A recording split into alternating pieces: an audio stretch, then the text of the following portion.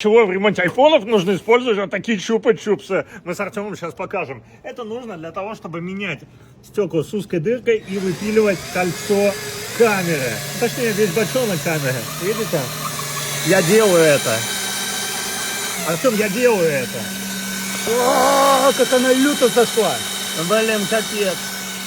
Главное, посильнее давить. Давайте проверим. Смотрите, уже надпил начался. Давайте продолжим. Чупа-чуп. Вперед.